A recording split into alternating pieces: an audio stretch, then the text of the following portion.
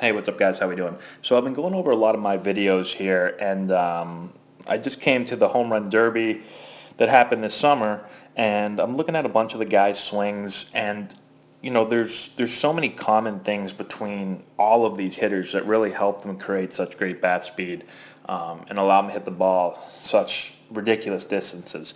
And I just want to hit on one again today that I've talked about in the past, and it's on separation. When I watch all of these hitters, they all have, yes, they have different styles. Some have leg kicks, some don't. But one of the common things, there's a lot of common things, but one of the common things is how these guys get separated. When I say get separated, what I mean is as their body starts to move forward and they start to make a move towards the pitcher, a linear move towards the pitcher, at that time, they're allowing their hands to set back. So they're creating that stretch across their body between their hands and their front side.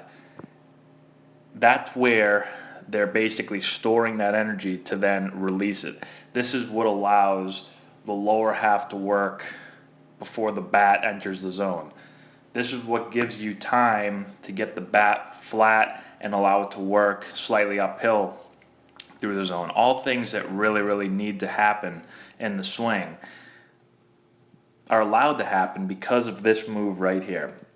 You can see Anthony Rizzo here, he gets gathered, and now he's going to start to move. So he's going to make a sideways move towards the pitcher, and at the same time he's going to allow his hands to set back.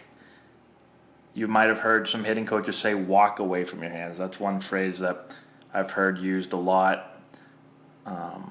with a lot of my hitting coaches when I was playing.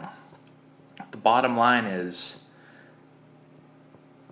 this needs to take place in the swing where I'm moving and I'm setting my hands back and I'm getting that stretch across my body.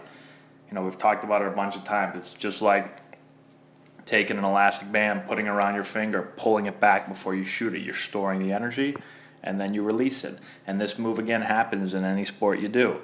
If you're a boxer, as you move forward to punch, you're going to set your hand back. A quarterback, as he strides forward to throw, he sets the ball back. A pitcher, as he strides forward towards the batter, he sets the ball going back. A hockey player, as you make that move forward into the puck, you set your stick back. So it happens in every single sport. It doesn't happen as much as it should at the lower levels of baseball because I think it's been coached out of a lot of players. I think a lot of kids that were never taught anything, if you just said, grab this bat and swing it as hard as you can, I think a lot of kids would naturally make some of these moves.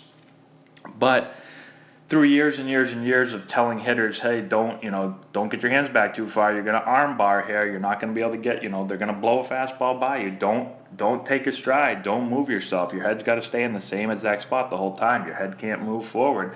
After telling kids this over and over again, what you end up having is you take out a bunch of these good movements that players naturally sometimes will make. And those players that did make them, a lot of times it's coached right out of those guys, and they end up being very robotic. There's no rhythm, there's no movement, and they're not using their body to hit. What I see a lot with a lot of younger kids that I work with, and when I say younger, I don't just mean 7 and 8 year olds. I'm talking about even up to high school and even college kids. Is that a lot of how hard you can swing the bat and how far you can hit the ball comes down to just your physical attributes, and not enough players have what I would call mechanical advantage. Is they're basically, if they're big and strong, they're going to hit the ball a little bit better than a kid that's not big and strong, but most of them rely on just being big and strong, and they don't rely on a mechanical advantage within the swing that's happening in the swing to allow you to create bat speed. So if you're not big and huge and strong, you can still hit the ball far because you have those advantages and you're using those movements within the swing to create really good bat speed.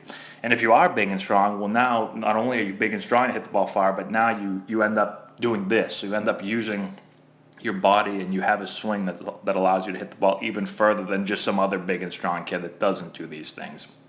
So I just think it's really, really important. Again, I know that we've talked about this in the past, but just watching these videos, it's just something that you see over and over again. this move.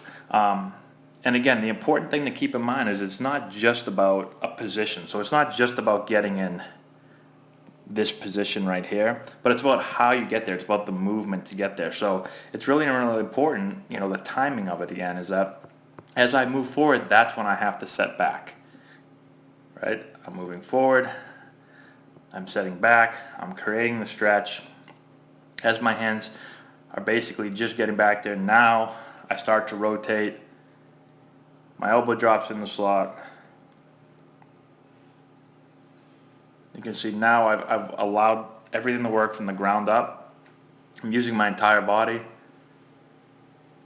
The bat's the last thing that's going to basically whip through the zone. And by getting my hands back, I've got room now to get the bat on path. I'm working slightly uphill. All the really good things that happen in the swing that we talk about all the time. It's much more difficult to do it if you're not getting separation in the swing, if you're not allowing your hands to set back as you're moving forward. So let me know if you have any questions on this. If you'd like me to look at your swing, just let me know. Shoot me a message or an email. You can email me at matt@antonellibaseball.com. Some of you may have noticed that I've changed some of our stuff. So, you know, Antonelli Baseball is, we have a bunch of youth teams. That's basically a baseball organization about 20 minutes north of Boston, where we've got kids all the way up into basically seniors in high school. And so most of my videos now will be kind of combining touch 'em all baseball with Antonelli Baseball. So if you were wondering why you're seeing a lot of the stuff changing the Antonelli Baseball, that's kind of why we're going to kind of combine it together. But if you have any questions, let me know. Share the video with all your friends, like it, subscribe to the channel, all that good stuff, and we will talk to you later.